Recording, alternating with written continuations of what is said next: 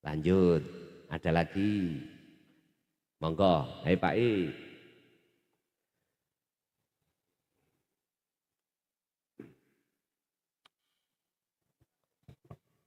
Mohon izin kula ansal rokokan den.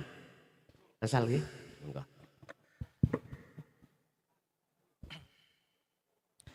Assalamualaikum warahmatullahi wabarakatuh. Paringi tepang Pak Yai nami kula Ihsan. Nggih matur suwun sampun memberikan pencerahan wawasan dumateng kita sedaya. Pertanyaan ingkang semindah terkait dengan thariqah, apakah kita sebagai umat Islam itu wajib berthariqah? Kemudian dasarnya dan dalilnya apa? Ingkang kalih terkait dengan ruh, bahasa kita kan di sini adalah ruh. Padahal di dalam Al-Qur'an itu la'ala shawab idza salaka aniruh fa inni ruh min amri rabbi. Bahasa ruh itu adalah urusannya Allah. Kita sebagai manusia itu hanya yang pertama adalah tatarannya bersyariat. Ketika wudhu kita bagus, sholat rukun kita bagus, insya Allah semua akan bagus, insya Allah itu. Tetapi dalam bahasa ruh atau hati kita itu ya Allah yang hanya menilai. Nah itu bagaimana penjelasannya? Karena bahasa ruh itu sangat kompleks, sangat sulit untuk kita teliti. Karena bahasa ruh itu di dalam hati, di dalam manusia yang orang itu tidak pasti tahu. Nah, mohon pencerahannya. Yang ketiga, terkait dengan yang terakhir ini juga cukupan, bahasanya cukup sangat jauh sekali. Yang terakhir tatarannya adalah la ilaha illa anna. La ilaha illa ana. Itu sudah diterapkan oleh Syekh Siti Jenar. Suatu kala beliau sedang berkholwat di gunung atau di gua. Itu ada orang itu bertanya, Syekh Siti Jenar di mana? Enggak ada Syekh Siti Jenar di sini. Yang adanya Allah. Kemudian bertanya balik, di mana Allah? Allah tidak ada, adanya Syekh Siti Jenar. Nah itu bagaimana hal seperti itu? Akhirnya apa? Akhirnya Syekh Siti Jenar dihukumi mati oleh para wali songo saat itu. Nah itu kalau kita bahasan seperti itu berthariqah itu kan seakan-akan itu pembenaran sepihak. Jadi di luar sana itu tidak mau menerima. Kekhawatiran kita apalagi masyarakat awam itu ya seperti itu. Apalagi di masyarakat awam itu syariat pun belum bisa, sudah bertauhid sampai ke titik hakikat dan ma'rifat itu luar biasa. Jadi untuk seperti pengajian ibu-ibu itu baru tataran syariat, bagaimana berwudu, bagaimana menjalankan ibadah yang baik dan sebagainya. Itu Pak Yai. Terakhir rukun Islam itu ada syarat rukunnya, sholat, kemudian zakat, haji, kemudian termasuk apakah syahadat itu juga wajib ada rukunnya. Terus kemudian yang seperti apa rukun syahadat seperti itu. Jadi mohon keterangannya. Terima kasih matur suwun kata panjenengan wal afa minkum. Billahi taufiq. Assalamualaikum warahmatullahi wabarakatuh. Waalaikumsalam warahmatullahi wabarakatuh. Pun matur suwun. Engko nek lali pertanyaan sing wakeh mau ilingno. Kita harus paham dulu apa syariat, thariqat, hakikat, makrifat. Kita paham dulu. Kita pahami dulu, lalu kita ngen-ngen dan seterusnya. Syariat itu adalah sistem ilmu untuk kita menyembah Allah. Ilmu. Contoh, sholat. Kalau kita tidak bersyariat, berilmu, paham tentang sholat, tetap hukumnya tidak sah. Nah, ngoten nggih. Miturut kacamata syariat. Kita harus memakai dua kacamata, Pak. Pandangan manusia dengan pandangan Allah. Pandangan jasmani dengan pandangan roha. Pandangan syariat dengan pandangan hakikat. Kita jangan pakai hanya kacamata satu saja. Kalau kita pakai kacamata satu, pasti kita akan menyalahkan orang lain yang tidak sepaham dengan kita. Pun sampai kecok ini.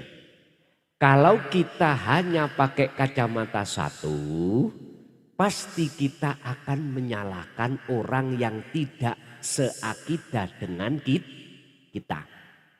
Gak usah jauh-jauh di dalam tubuh Islam. NU Muhammadiyah. Ini kalau melihat laksana seperti api di dalam apa? Apa ya nek ngarani iku? Dedek niku lho napa jenenge? Katul. Kan mboten kelihat api ini toh. Tapi di dalamnya mowo. Nyun sewu khilaf di dalam masalah kunut. Khilaf di dalam masalah tahlil, nggih mboten? Karena kita pakai kacamata satu. Coba kalau kita pakai kacamata dua. Bon, wis gak melakrak kudu dhisik. Syariat adalah sistem, adalah ilmu. Untuk mendidik jasmaniah kita. Supaya olehnya melakukan thariqah itu benar. Apa thariqah itu? Jalan. Contoh, nama sholat itu thariqah. Sampeyan takok Mbah Dimyati. Nek takoki Mbah jenengan thariqah apa? Sholat, ngaji. Saya tidak bicara thariqah mutabaroh, bukan. Sebab saya bertanya, Rasulullah dulu thariqahnya apa? Satu pun ulama satu dunia tidak bisa menjawab. Gak bisa. Apa thariqahnya Rasulullah ketika beliau itu bersyariah? Gak ada yang bisa menjawab. Saya sekali lagi tidak bicara thariqah muktabaroh mulai A sampai Z loh, bukan ya? Bukan. Sekarang saya jawab.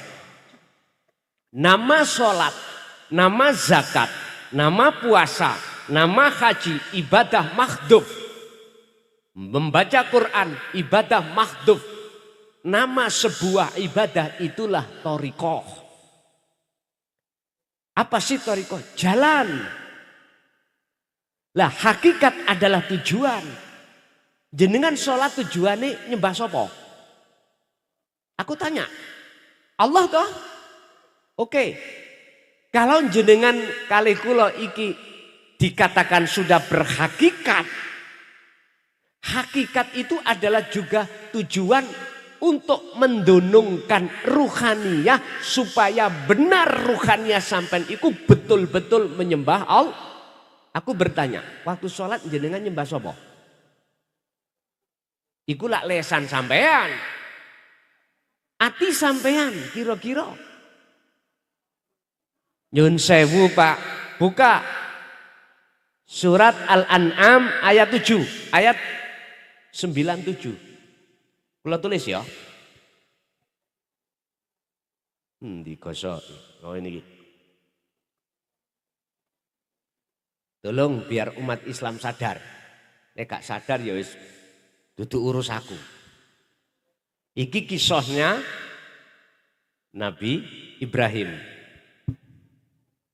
Al-An'am ayat 97. Di situ disebutkan inni wajjahtu wajhiya lilladzi fatoros samawati wal ard hanifan. Terakhir wama ana minal musyrikin. Pun. Ini Nabi Ibrahim. Iki tentang hakikat tujuan sholat. Hati. Sesungguhnya ku hadapkan wajah ruhku terhadap wajah Allah. Wajah itu wajah Allah. Sifatnya Allah lilladzi fataras samawati wal ard. Yang menciptakan, yang menguasai terhadap isi langit dan bumi.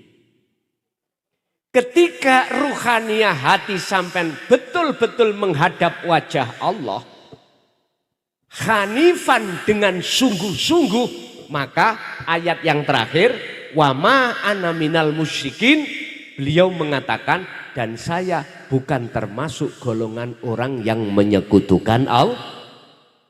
Mafhum mukhalafah daripada ayat ini kebalikan. Barang siapa yang wajahnya, hatinya menghadap samawati wal ard, bukan menghadap Allah, maka jelas manafi iki hilang. Akhirnya wa ana minal musyrikin. Terasa atau tidak terasa, itulah fakta yang terjadi. Makanya saya mohon maaf, mekengkeng bersikekeh menjelaskan tentang hakikat itu supaya hati jenengan estu berhakikat menyembah hanya pada Allah.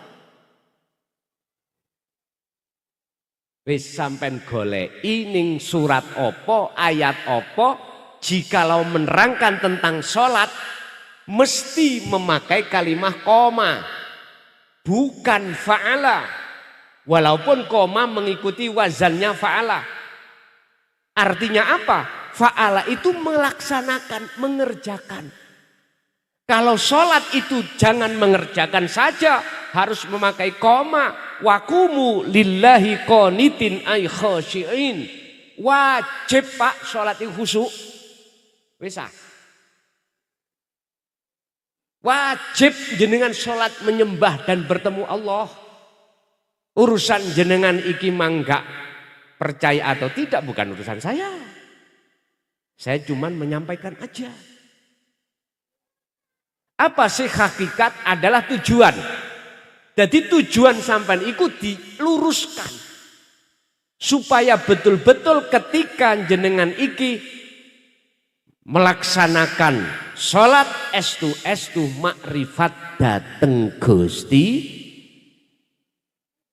Wujud tujuan adalah disebut makrifat. Makrifat bertemu khosyiin, khusyuk. Wes. Umpama saya umpamakan syariat iku kendaraan. Thoriqoh yo jalan sepeda. Iku syariate.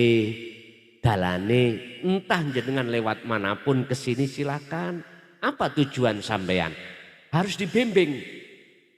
Kalau tidak ada tujuan hakikatnya jenengan bawa sepeda lewat dalan ditakoi, Pak kemana? Oh enggak di tujuan. Jawab sampean ya apa? Embuh. Lah ketika jenengan duweni tujuan kesini ngaji, wujude tujuan sampean teng mriki disebut makrifat. Lah terus sepeda sampean tele pundi? Diparkir enggak? Diparkir. Nanti dipakai lagi. Kalau jenengan sudah sampai di sini, mana sepeda sampean? Sampean parkir toh. Artinya gini, Pak. Ada proses-proses orang sholat itu ketika sudah sampai khosyiin makrifat, itu tergantung ruhaniyah sampai diletakkan Allah di makom khos opo khawasul khawas. Nek khos mesti sampai lali dengan hitungan rokaat. Nek khawasul khawas masih ingat. Tapi hati sampean itu tidak akan teringat pada selain Allah. Gak percaya dijajal. Dijajal. Jadi mohon maaf, sebelum saya menjawab yang pertama tadi, saya harus menjelaskan satu persatu mahua apa sing disebut syariat, thariqat, hakikat, makrifat. Jadi thariqah itu semua nama dari ibadah mahdhuf atau ghairu mahdhuf itu thariqah. Rasulullah ketika menghadapi kondisi apapun, baik sholat, zakat, puasa, haji, atau aktivitas yang lainnya, ibadah yang tidak murni, beliau dahar, dia ngunjuk, dia aktivitas apapun, beliau jadikan itu sebagai sarana yang diberikan Allah untuk bertemu Allah. Itu Rasulullah. Berarti tak jawab thariqah Rasulullah itu seluruh ibadah mahdhuf ataupun ghairu mahdhuf. Apa mahdhuf? Ibadah murni. Salat, zakat, puasa, haji, maca Quran. Iku murni. Yang tidak murni, jenengan kerja, jenengan makan, jenengan beraktivitas apapun, itu yang tidak murni. Rasulullah memakai itu, beliau jadikan sebagai thariqah untuk bertemu Allah. Bon, terus nek takok jenengan dalilin dita wajib mlebu thariqah. Misalnya takok dalil gitu. Dalil itu apa sih? Tondo. Coba tak jawab ngenten. Sederhana mawon jawabanku lho. Jenengan wau nggo sepeda terus gak ono dalane iso tutuk kene? Halo. Jenengan betul sepeda nanti cak tujuan sampai ngaji. Terus dalane gak ono. Nyampe sini mboten? Wis iku jawabane.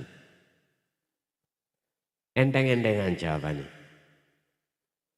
Terus nek jawaban sampean cara thariqah ning Quran, buka tentang wasilah. Buka ning Quran bab wasilah, wajib kita berwasilah. Berarti wasilah itu jenengan wasilah sanate kudu sambung. Sambung. Lah, jenengan wasilahnya lewat ndi? Untuk menuju nang Allah. Terserah. Thariqah sampai lewat ndi? Monggo. Makanya mohon maaf sekali lagi. Saya di sini tidak ngajak debat. Ya. Saya di sini mintanya dialog ya. Supaya bisa saling mengisi. Nek debat kan marine. Sampai subuh mekeng dewe. Sehingga tadi ada muncul kalimat iki masyarakat umum. Lawang syariate durung teh kok katinang tauhid hakikat marifat. Nyuwun sewu, jenengan berani menjamin ketika ibu-ibu sing tua-tua ini meninggal belum berhakikat marifat, sampean wani jamin? Wani jamin enggak keselamatan beliau? Ayo, buka di dalam surat Al-Isra ayat 72. Wis ben clear mesisan. Al-Isra 72. Di situ Allah katakan, barang siapa saat hidup di dunia mata hatinya masih buta pada Allah, belum hakikat makrifat, terus ketekan mati, mangkana fi hadihi a'ma fahuwa fil akhirati a'ma wa adallu sabila. Siapa yang bertanggung jawab? Ayo. Beranitah kita sebagai kiai ustadz menjamin keselamatannya? Telea. Enggak ada. Wong Rasulullah sendiri dah berkata, wa ma ubarri'u nafsi inna nafsa la amaratum bisu. Kita tidak aman dengan nafsu itu. Nyun sewu Pak, memang saya 24 tahun, dimanapun selalu ada yang mengkat ketika saat saya mengajarkan hakikat makrifat, berbicara tentang ruh. Dasarnya memang ada. Ruh itu urusan Allah. Enggak boleh Nabi Muhammad. Wong Nabi Muhammad gak oleh apa maneh wujudi kelason. Itu sebab jenengan nyawang makhluke kelason. Coba kalau di dalam diri saya tidak ada Allah, bisakah kula berkata?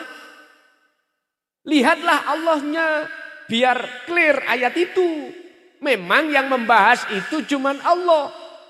Kita cuman illa qalilan, kecil, sedikit. Tapi lantas dengan ayat ini jangan kita lebarkan bahwasanya kita umat manusia tidak boleh masuk di ranah pelajaran hakikat ma'rifat. Mohon maaf. Saya tidak sefaham. Estu saya tidak sepaham. Nyun sewu, ada pertanyaan. Apakah Rasulullah juga menyampaikan hakikat ma'rifat? Tak jawab, wallahi iya. Buka di dalam surah Al-Anbiya ayat 87 tentang la ilaha illa anta. Buka di dalam surat Al-Anbiya ayat 25 la ilaha illa ana.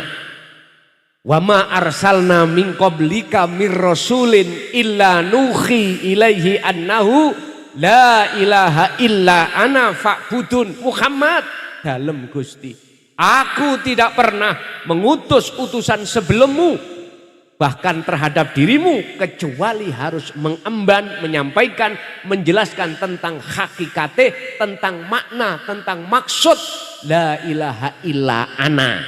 Nek tidak, kalau kamu tidak mau menerima dan menjelaskan, maka jangan jadi rasulku. Buka. Lagi, mohon maaf, surat Al-Ikhlas ayat 1, Kul huwallahu ahad. Katakan Muhammad, jelaskan tentang masalah Allah itu ahad, esa, tunggal. Mohon maaf. Hakikat nek dengan syariat dengan hakikat nek gak podo-podo nggawa kacamatane loro mesti gelut. Laksana air dengan minyak. Karo-karone kudu nggawa. Nek nggawa clear. Nek nggawa clear Pak, temenan. Makanya nyun sewu. Tadi sudah saya katakan, kita manusia tidak hanya jasad, juga ruhania. Bangunlah jiwanya, bangunlah badan untuk Indo. Lagunya kebangsaan ngono toh. WR Supratman ya. Qur'annya yang ngomong. Surat Al-Qasas ayat 77. Wabtaghi fima atakallah. Darul akhirah, urusan akhirat, urusan ruhania harus sampean cari. Tapi urusan dunia jangan kau tinggalkan. Loh ini lho maksudnya. Jadi nyun sewu Bapak Ibu, memang secara Quran muhakamah ada ayat hujah yang mengatakan tentang roh itu hanya urusane Gusti. Memang ya. Tapi lantas jangan jenengan mandang makhluknya Nabi Muhammad. Pandanglah hidup yang menguasai Nabi Muhammad itu siapa. Nek jenengan mandang kula makhluk gak ketemu dengan ayat ini tabrakan. Tapi nek sampean bisa memandang Allahnya, sebab Allah tanpa ada pada diri kita, coro saya gak mungkin kula saged nyocot. Saged ngomong lho gak iso.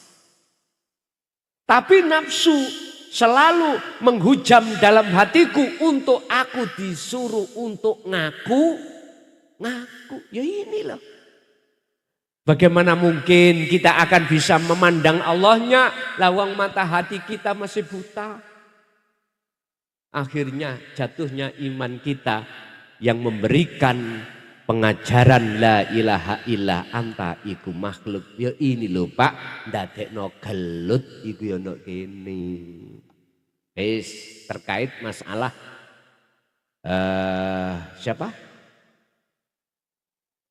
Sesiti Jenar dengan Wali Songo. Jenengan lah cari sejarah toh. Nggih mboten? Ya apa gak lakan gorong roh. Kita semua kan jari ini. Nggih mboten?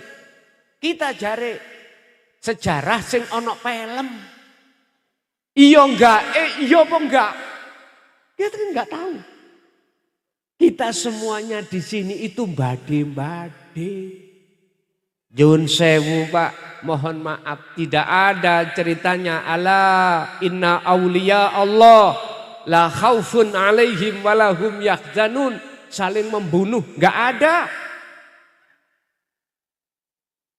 Kalau boleh saya katakan, itulah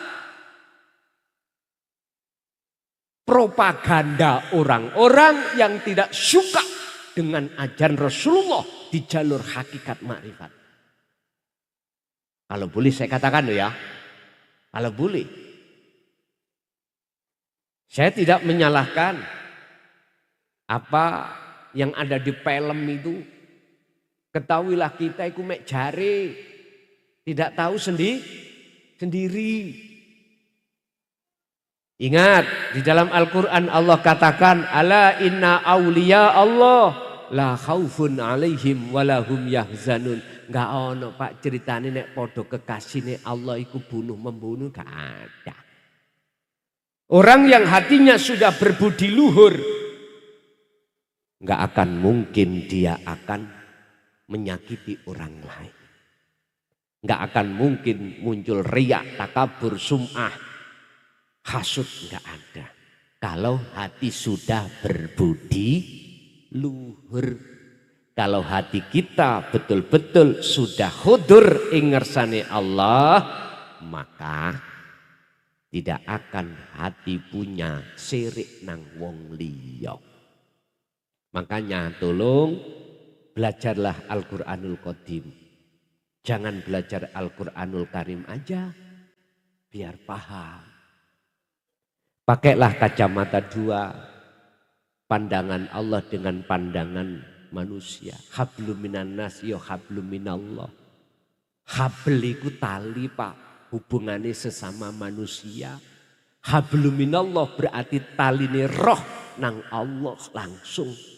Buka Al-Baqarah 256 tentang habl. Faqadistamsaka bil urwatil wuthqa lam fisomalaha. Pegang teguhlah tali Allah itu. Jikalau kau ingin hatimu tidak akan pernah diprovokasi oleh nafsu, pegang tali Allah. Mana sih tali Allah? Jawabannya satu. Wa may yakfur bitauhid wa yu'min billah, itulah zikir. Jadi nyuwun sewu, miturut pandangan saya, kejadian di film itu antara Raden Said yang disebut Sunan Kalijaga membunuh terhadap siapa? Sesiti Jenar itu bohong. Kalau sama-sama kekasih Allah. Itu Pak. Bahasa saya, pendapat saya boleh disalahkan, boleh enggak, itu urusan jenengan. Sebab itu munculnya la ilaha illa ana.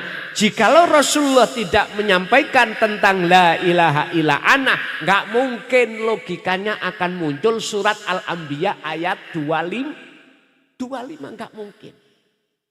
Kita harus tahu gerabak sebab apa ini kok muncul. Itu semuanya wahyu Allah disampaikan terhadap Rasulullah.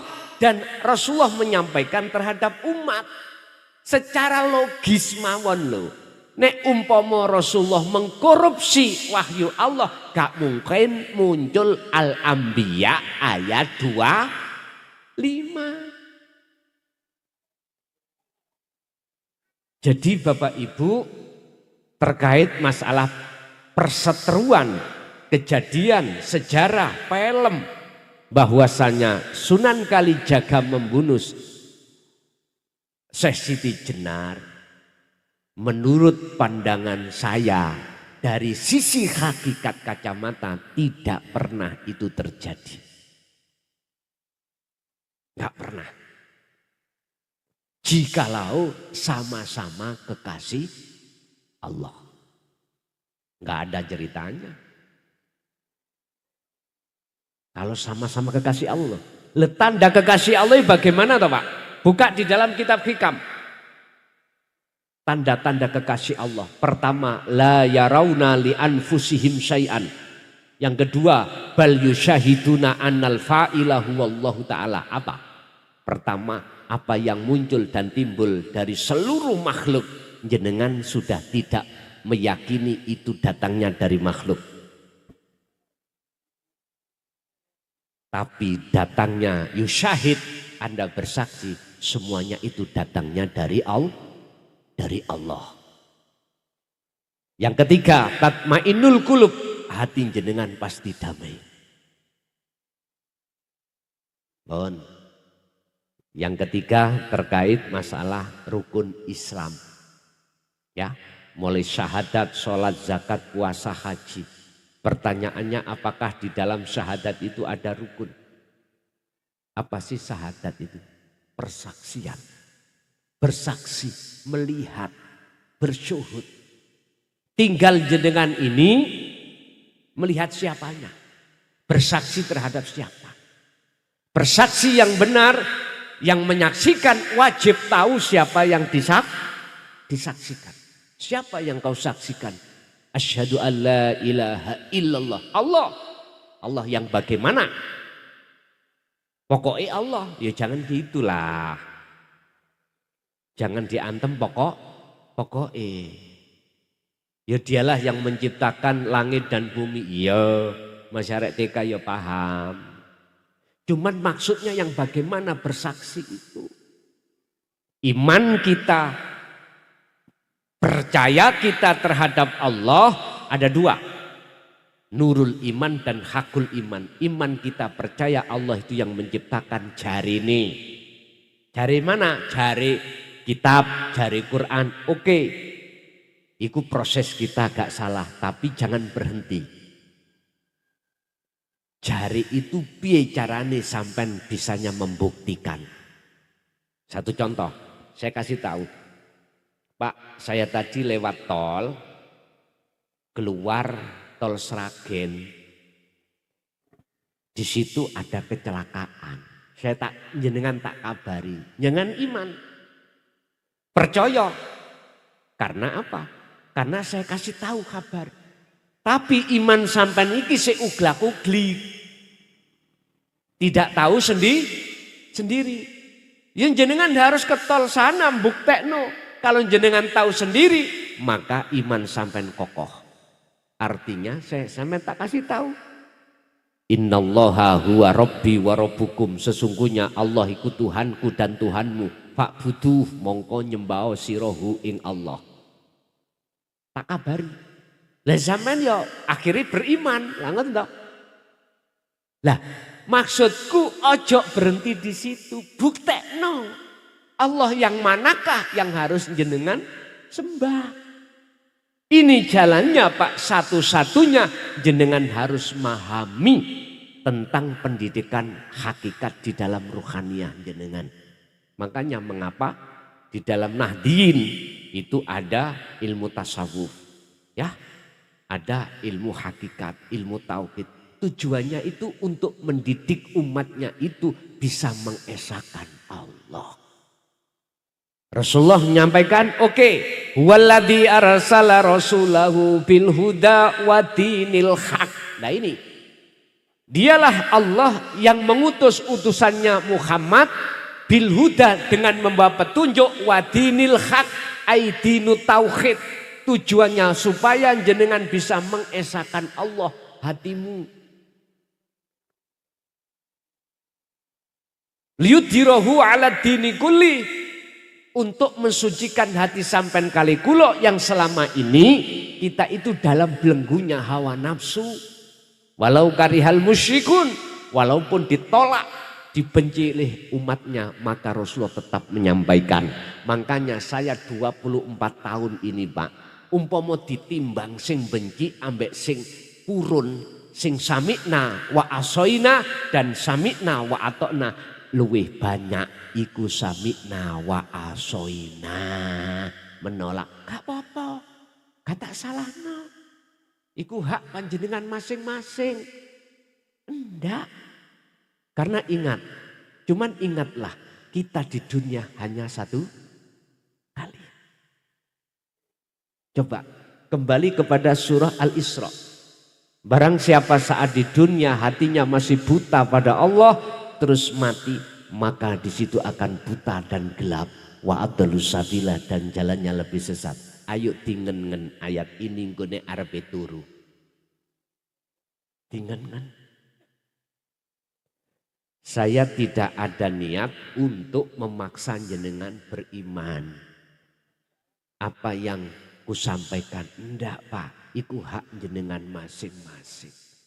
Intine mek ngeten, jenengan kali kula iki nek selama masih ngaku-ngaku rumangsa alim, rumangsa pinter kitab, pinter nahwu, pinter sorop, pinter fikih, pinter hadis, tak jamin sampai kapanpun hati kita buta pada Allah. Tak jamin. Sampai kapanpun kalau kita masih dalam hati ada rasa pengakuan diri makhluk. Tak jamin sampai kapanpun kita tidak akan pernah hati kita, mata hati kita kebuka. Kebuka terhadap sejatining Allah di situ. Maka kita tetap kegolong orang-orang yang khotamallahu ala qulubihi. Nggih. Ono sing kancrit enggak pertanyaan memang? Ada sing keri? Tolong sampean eling no. Pertanyaan dari Bapak tadi lah. Sudah semuanya aku jawab? Oke. Mungkin Ibu E sekarang kantos. Ada? Kalau enggak ada tak lempar nang Bapak satu kali lagi. Tadi ada yang berdiri tadi lah. Monggo Pak. Konsultasi khusus napa pripun iki? Ya cek tahu ngaji seperti model ngenten iki cek tahu. Assalamualaikum warahmatullahi wabarakatuh. Waalaikumsalam warahmatullahi wabarakatuh. Biasanya lewat WA, karena ini di Sragen ya saya tanya langsung. Monggo. Perkenalkan, nama saya Sumarno dari Karangmanis, Pandak, Sidoarjo, Sragen. Ini di luar apa Gus? Di luar tema. itu tema nggih. Monggo. Cara memandang atau cara mengistimahkan memandang kita wajah pada yang maha hidup itu dari jiwa ke hidup atau yang hidup memandang Nur Muhammad atau Muhammad, itu yang pertama. Niki bingung wong-wong niki Pak. Makanya di luar tema Gus. Untuk yang keduanya, apakah cukup kita itu mentiadakan diri atau memfanakan diri kita, bahwa yang sebenar-benarnya itu diri kita itu tidak ada.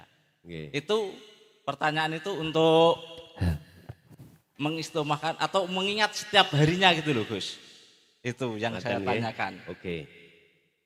Yang kedua, orang yang sudah usul atau sampai atau liko, nah, sampai ke situ, misalnya sudah mampu menemukan mutiara yang tersembunyi, atau aku adalah perbendaharaan yang tersembunyi, sehingga terjadilah di situ insan. Apakah boleh mempelajari kasab atau cukup kita mengikuti air yang mengalir apa yang ditempatkan oleh sang hidup tadi? Terima kasih Gus, singkat saja jawabannya. Wassalamualaikum warahmatullahi wabarakatuh. Waalaikumsalam warahmatullahi wabarakatuh. Tak jamin pertanyaan sampean gak ono sing paham. Niku kelas wali niku nggih talake piyambak ngoten jane kok ya. Ngoten nggih.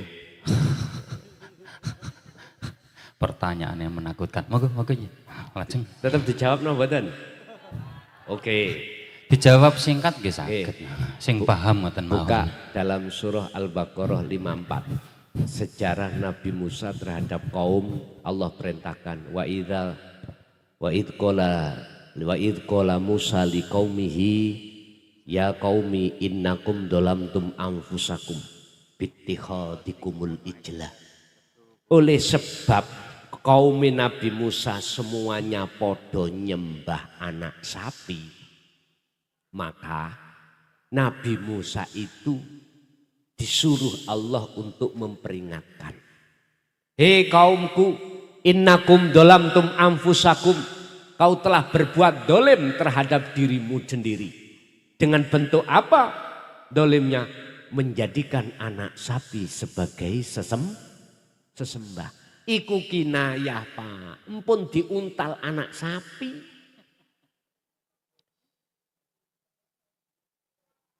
Inilah maksud ayat yang tersirat adalah kita manakala dalam hati ini ada selain Allah, berarti kita telah menggembol anak sapi, namanya pedet. Nek dijarno akhirnya gede dadi, nek wis dadi sapi belen, makanya dek wingi dibelai. Terus caranya bagaimana untuk mengeluarkan anak sapi itu dari hati kita? Teruskan ayatnya, faktulu anfusakum. Gini kok gak paham, jenengan tak jelasno. Ringkes ilangono keakuanmu sing duweni rasa iso ngene iso ngono, punya ini punya ilangono, sebab semuanya milik Allah. Itulah proses tahali menuju tajalli. Itulah dzikir nafi itsbat. Titik. Nomor kali bab menghadap. Yang menghadap itu kalau kita melihat secara jasmani, Muhammad, dari mana kau keluar? Arahkanlah dirimu ke Masjidil Haram. Karena Ka'bah di tengah-tengah Masjidil, iku syariate berarti orang umat Islam nek sholat jasate kudu ngadep Ka'bah. Asline sing ditakokno hakikate Ka'bah iku yang mana? Syariate Ka'bah iku ya kotak watu ning Mekah kok lho. Sampeyan gak percaya, saya 2004 itu ke sana. Tak demok watu prasaku. Atos Pak. Atos. Iku makhluk napa kholik? Halo. Iku makhluk napa kholik? Terserah panjenengan. Kalau pribadi saya mengatakan iku makhluk. Artinya makhluk kudu ketemu makhluk. Ya iki jasmani ngadepi ke karena ada kisah. Ada kisah kiblat. Sebelum ada di Mekah, Masjidil Haram itu ada di Baitul Maqdis. Kiblat tetap jasad ngadep ke sana. Orang Indonesia harus sholatnya menghadap ke barat karena posisi Ka'bah itu di barat. Kalau nggak percaya, jenengan gaya masjid imamnya ngadep ngetan. Nek gak didugang MUI sampean. Salah. Harus ngadep sana. Cuman ruhaniyah sampean iku harus tahu hakikate kiblat. Ka'bah iku ndi hakikate asline pundi. Ini yang harus kita cari. Makanya penghadapan itu kemana? Sehingga jenengan biar paham sangkan paraning dumadi. Faham innalillahi wa inna ilaihi rojiun, biar bisa rojiun kembali, jenengan harus tahu jalannya kembali dan sampai pada tujuan. Tadi saya katakan ini wajah tuat, iya ruh jenengan, hati jenengan harus ngadep urip, iku kudu ono cahaya makrifati dhisik. Kalau enggak ada cahayanya enggak akan kelihatan. Contoh bengi iki, ayo patenono lampune. Lak peteng. Nggih mboten. Melek mencicil ya apa? Gak ketok. Sampeyan mlaku sak mlaku gak ketok. Sepeda motor lampune patenono, listrik patenono. Sampeyan melek tetep gak rudalan. Mana jalan, mana jurang, nggak akan pernah. Kalau nggak percaya nanti habis ngaji, monggo sama-sama lampu ini dipateni. Semuanya ayo mulih dewi-dewi. Dan atau kalau nggak mungkin, merem wae wis. Mulio merem, tutuk omah mboten. Ana sing nyoteng kok di viral no. Aku yakin tabrak-tabrakan sampean. Ana sing keceglung got. Ono sing nabrak salon. Cobaan. Ruhaniyah juga begitu Pak. Tatkala ketika saat idza jaa ajaluhum la yastakhiruna sa'ah wa la yastaqdimun. Anggite gampang ngono ta? Mungkin kalau kita biasanya mengandalkan ibadah dohir, tolong dibuat referensi satu makalah Syekh Ibnu Athaillah di dalam kitab Hikam. Dikatakan husnul a'mali nataiju husnil ahwal min qalbin zahidin. Bagusnya amal dohir yang diterima oleh Allah itu tergantung keadaan hati jenengan. Keadaan ruhaniyah sampean. Kalau keadaan rohaniah sampai bagus, mesti diterima Allah. Lah keadaan rohaniah bagus yang bagaimana? Dikatakan mingkol bin zahidin. Hati yang condong hanya pada Allah. Mungkin Al-Ma'idah ayat 27 dibuka. Potongan ayat innama yataqabbalullahu minal muttaqin. Sesungguhnya ibadah apapun yang diterima oleh Allah adalah ibadah yang ketika bersumber dari hati yang bertakwa. Hati yang bertakwa adalah hati yang hanya beriman pada Allah. Tidak ada iman selain Allah. Tadi lali apakah ada syarat rukun syahadat tadi ya belum tak jawab sampai lupa. Berhubung larinya di situ ada Pak. Ada harus yang melihat, ada yang ada 3. Ada mata untuk melihat. Syahadat ya, bersaksi. Syahadat yang benar ada 3. Ada yang melihat, 1, ada yang dilihat, ada mata untuk melihat. Jikalau dikatakan sudah betul-betul nyata wujudnya Allah, 3 niki fana. La ibsorun wa mubsorun wa basorun. Nama yang melihat, nama mata buat melihat, nama yang dilihat itu semuanya fana. Nama ruh itu hilang. Nama Allah itu hilang, nama mata untuk melihat itu fana. Amin buka dengan hikam. Jenengan nek umpami dereng percadas ilmu tasawuf, ya ilmu tauhid tak maklumi, pasti jenengan tidak akan pernah menerima dengan keterangan ini. Nek gak terima, enak kula. Gak ngaji mana. Wong kula niku asli ngenteni pensiun kok. Lha estu ngenteni pensiun 24 tahun ini kula ngenteni pensiun. Pegel Pak, gak tahu nutuk nang bojo. Lah piye awan kerja Pak, mulai jam 4 pulang jam 12, begitu berangkat lagi. Habis kerja langsung berangkat malamnya ngaji, umpama pulang nyonya niku sampun tilem. Arepe tak gugangi ya mesake. Sebabnya pagi tadi ngurusi anak rumah tangga. Pegel-pegel mosok tadi tak gugal ya mesake toh.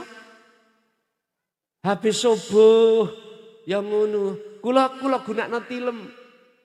Mengke bangun-bangun jam 7 berangkat kerja lagi. Kapan nutuke? Lho kula niki manusia lho, normal lho Pak ya.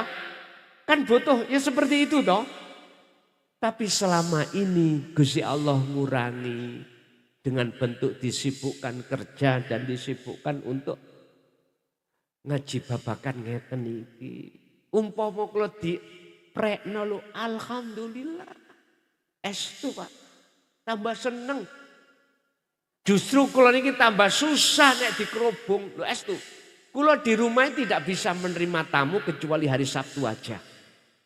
Karena memang hari Sabtu saya ngajar di pondok saya sendiri hanya hari Sabtu. Saya enggak menerima undangan di luar selain kalau hari Sabtu enggak menerima. Iya, makanya kalau hari Sabtu baru bisa kita ketemu di pondok saya. Kalau selain hari Sabtu gak bisa Pak. Habis kerja berangkat ngaji. Pulang nanti lihat jauhnya di mana. Kadang nyampe di rumah jam 12. Kadang jam 3 melihat jaraknya Pak. Apalagi kalau sudah ini ke Malaysia. Aduh mulai jam pira. Kalau di luar Jawa sudah sering di Lampung. Di Palembang, Sumatera, Riau sudah. Tinggal mohon maaf kuat apa gak jasad itu. Makanya kalau aslinya cepet pensiun, pingin dan cepet pensiun. Estu. Pun. Jadi syaratnya wonten 3 wau, ada yang bersaksi, ada yang disaksikan, ada mata untuk melihat atau menyaksikan. Tapi kalau sudah dikatakan syahadat tunggal, gak syahadata ini, udah semuanya habis. Gak ada sebutan-sebutan siapapun gak ada. Karena namanya ahad, itu gak ada 2, gak ada 1. Artinya ahad itu tidak ada yang lain. Tinggal pertanyaannya di dalam hati kita, masihkah ada selain Allah? Nah, nek durung ojo mati dhisik. Estu kula pesen sadurunge tak tutup niki dateng jenengan tolong ojo mati dhisik. Nek gak hatimu jenengan hati jenengan kali kula terbebaskan dari butanya hati pada Allah. Wa anibu ila rabbikum wa aslimu lahu min qabli ayatiyakumul adab tsumma la tunsurun. Bagaimana nasib ruhaniah kita ketika saat kita meninggal, posisi kita masih dalam keadaan buta. Summalatun sorun, tidak ada cahaya, tidak ada pertolongan dari Allah Subhanahu wa taala. Naudzubillah min dzalik. Terakhir, percaya dan tidak percaya apa yang kusampaikan itu bukan urusanku. Jenengan sakit atau tidak hati jenengan bukan urusanku. Urusanku cuman menyampaikan saja, mudah-mudahan walaupun sedikit apa yang disampaikan bersamaan dengan hidayah Allah Subhanahu wa taala. Sebab jikalau tidak bersamaan hidayah Allah kita terima sampai kapanpun. Innal ladzina kafaru sawaun alaihim a'anzartahum am lam tundirhum la yu'minun. Tidak akan pernah percaya kita sampai kapanpun. Wis muga-muga jenengan kali kula walaupun masih dalam kondisi proses, muga-muga jenengan kali kula niki sakderenge sedo ati ini sudah manjing dateng makrifat Allah. Muga-muga salat sampean sakdurunge sedo wis klebu salat ingkang khusyuk terhadap keluarga kita, anak putu kita ila yaumil qiyamah. Lahumul Fatihah.